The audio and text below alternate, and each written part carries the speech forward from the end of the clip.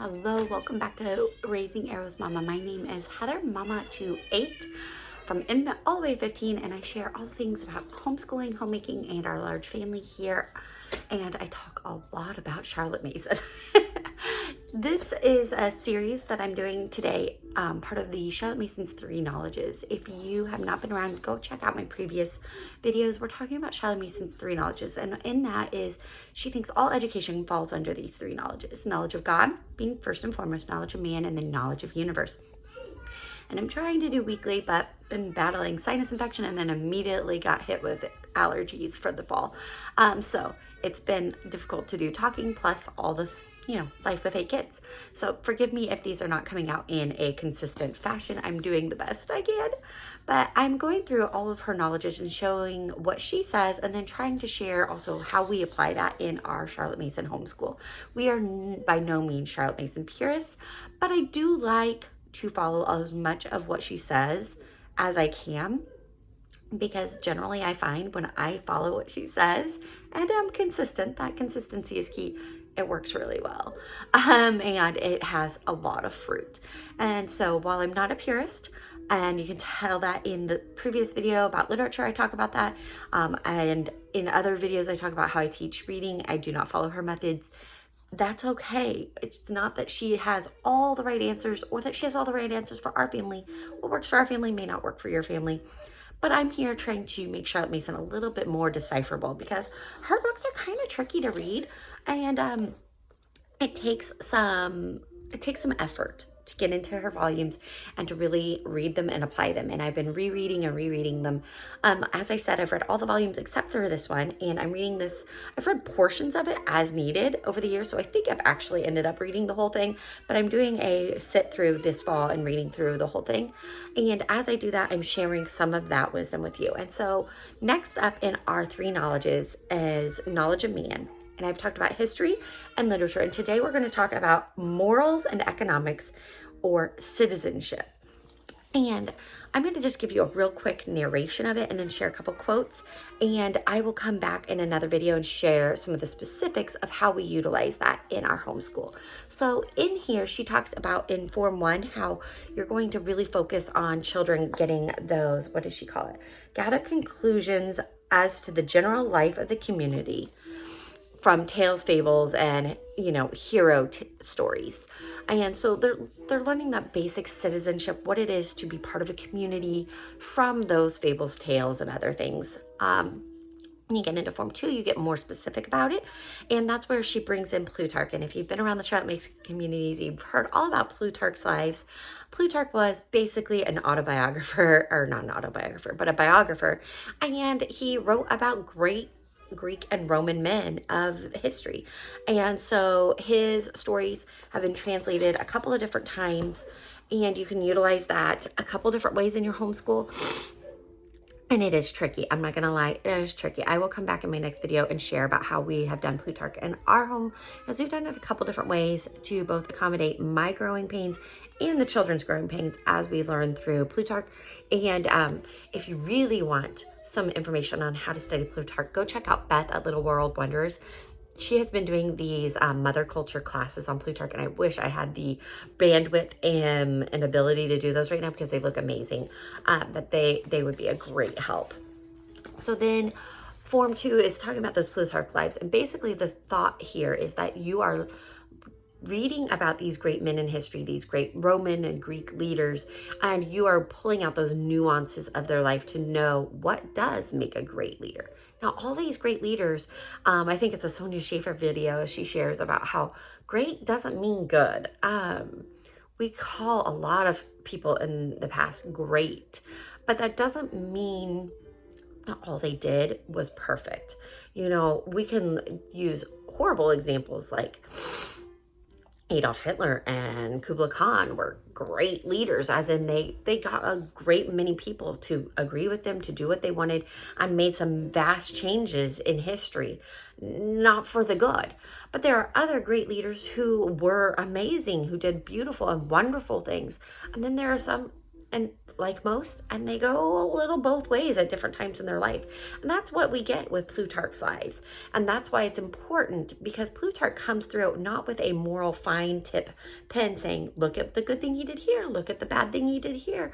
Plutarch does a very good job of staying neutral and allowing the reader to come up with their own information regarding whether or not that was good, whether it was moral, whether it was right. And that's what Charlotte Mason really says is the benefit of using Plutarch. And she has a few others that she says are good for teaching that.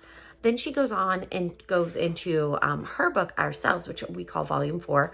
And that is another way of citizenship, because I think in schools we get a lot of citizenship as being like following the rules in the government, but it is also our moral citizenship. Like, we have to develop ourselves to be able to be better citizens. And her book Ourselves was written for young children, middle school age, early high school, and she recommends using that.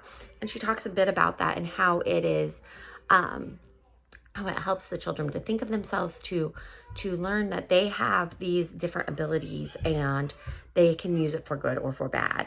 And so I love that. She has another one that I don't know that she says for older high school. I don't think we'll probably use that, but she does mention that as well. And so this role of citizenship in our classroom, we are learning it through story, we are learning it through biography, and we are learning it through self-exploration, but not in the postmodern sense, but in knowing that we have the ability to do these things. All of us are born with these abilities towards greatness, but it's whether or not we choose to access it, because we are also born with the ability to do wrong. And so that goes back to one of her principles, and that children are born persons, but that they are born good because they have the ability to be good, and it is up to us to choose that. And her book Ourselves goes through that as a way to learn how, as a child, as a young person, how to regulate and choose, what am I actually doing when I make this decision? And she does it a very good way in a storytelling as you go through the town. And I'll talk more about that in the next video. But some of the quotes from this particular section, and if you are curious, I am reading through Volume 6, Philosophy of Education. She outlines these 3 knowledges and goes through each subject bit by bit, and it is just irreplaceable. You could watch these videos, you can go read some other blogs, but you really want to get your hands on Charlotte Mason's words because it really is wonderful. This is also available on LibriVox for audio version. You can go to Ambleside Online and read it for free. You don't have to purchase. And you can also read a modern translation on Ambleside Online. But I love these particular copies from Living Book Press. They're hardbound. I love them. There are so many options out there. If you need an idea, let me know. There are some bad ones, so be careful. Pink volumes, Simply Charlotte Mason, Living Book Press, those are ones I recommend. Otherwise, stick to Ambleside Online. But some of the quotes getting in here is, why are we studying, Plutarch's Lives? And she says that it is the idea that is engendered of preserving and increasing of their own neighborhood without the staleness which comes from much exhortation. And when you look at some citizenship homeschool programs and things like that, they do that. They're just like, you need to do this, and you need to just be better, and you need to help the community. And you have a lot of the exhortation, and it's not, it's kind of that thought process that it doesn't come from their own mind. They don't come up with it on their own. They're just told it and memorize it. They may or may not follow it. And sometimes that's good and useful, but a lot of times if they can come about like, oh, this was good because of this, like we're reading about Marcus Cato and knowing that, well, he chose to live like his slaves and live like the poor people because he thought it was humble and modest and it made him a better leader. And so they're like, oh, is it better? And so we had a good discussion about that. And the kids were able to say, we shouldn't be trying to be more extravagant. And they were able to draw in Bible stories and examples. And so it really is wonderful because they come up with some of those ideas on their own. And she also says that children begin to get a sympathetic view of the problems of statesmanship. And so as we go through Plutarch and even through the hero tales in the Form 1, I'm thinking of Damocles and his sword and things like that. Kids get an idea of, oh, maybe being a leader is more than just saying do this, do that, and whatever. And it gives them a good viewpoint of some various aspects. And let's see here. Children, like ourselves, must see life whole if they are to profit.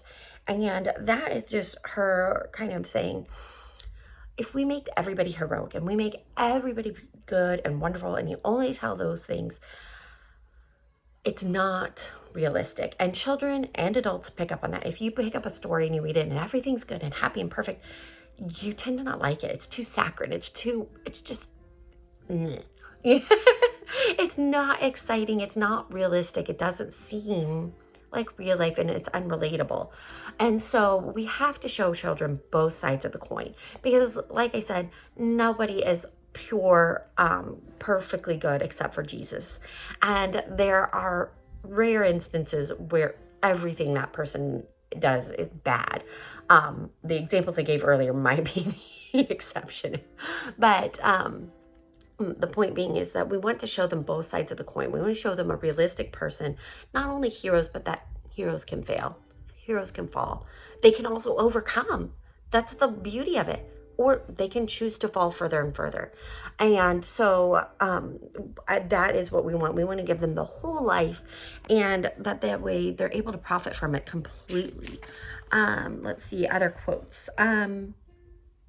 Oh, as she gets into the moral teaching, which is through ourselves, which is part of building our citizenship and our character of selves, we want to make sure that we're not giving them too much leisure time. And I love that she points out, like, we take them out of school to avoid the corruption, and then we give them too much leisure time, which allows their minds to have all free reign. And it's very much the story in Pilgrim's Progress. I almost said Little Pilgrim's Progress. It's in there too. But the abundant leisure afforded by home teaching offers the empty chamber swept and garnished, which invites sin that can be committed in thought and in solitude. So we remove our kids from public school, and then we give them just like, okay, they've not been around. We've removed all the temptations and they're completely sheltered from it.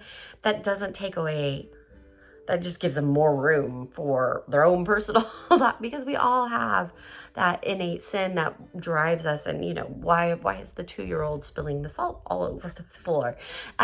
Things like that happen. And so we have to give them other things. We have to give them good thoughts. And that's one of the things she says is supply a child with abundant mental pabulum, not in the way of desultory reading that is the sort of idleness which leads to mischief.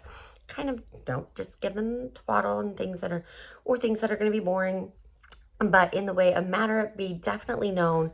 Give him much and sound food for his imagination, speculation, aspiration, and you have a wholesome minded youth.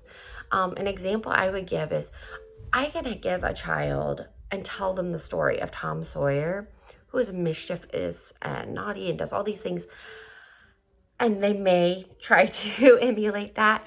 But in general, it will just spark their creativity. But if I give them just junk to read, if they're reading, all the books based off of TV shows and things like that, their brain hasn't gotten any imagination. They haven't come up with anything creative. Their vocabulary hasn't grown. They now have it's just junk food. It gave no nourishment. And so when they're alone, they have only that junk food on which to feed on to spur their ideas. And whereas if they've had good, wholesome reading that is not just overtly moralistic, but just that really engenders that beauty and thought-provoking life, then they will be able to better spend their time and not be drawn into what is wrong. And then she goes on to say that all beautiful and noble possibilities are present in everyone, but that each person is subject to assaults and hindrances in various ways of which he should be aware in order that he may watch and pray. And that is her heart for ourselves, to know what is good and promising, what blessings are available, but what demons lie in wait.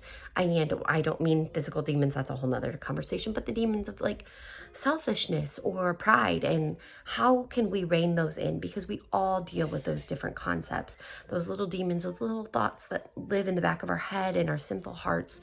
They're going to come. So how are we going to be able to deal with them? And how can we purposely pray and watch to prepare them. And so through those examples, through Plutarch's Lives and through more reading like ourselves, which honestly I don't know of anything that would be close to that, they help build the citizen that you would want living in your country. And so I highly recommend you check out those two particular items. Like I said, I'll come back in another video and share more specifically how we do that. But thank you so much for watching. If you made it to the end of this video, drop an emoji of some sort below so I know that you've been watching. It helps me know. But if you have any questions regarding morals and citizenship training, sorry, I cannot speak today, through the Charlotte Mason method, let me know and I will try to take you through volume 6 and help you figure out what she says. And it is enjoyable to read her words because it is encouraging to me as a mama that I can do it. It is possible, and we can raise children who love the Lord and know how to live in this world appropriately and kindly. And thank you again for watching. Have a blessed day.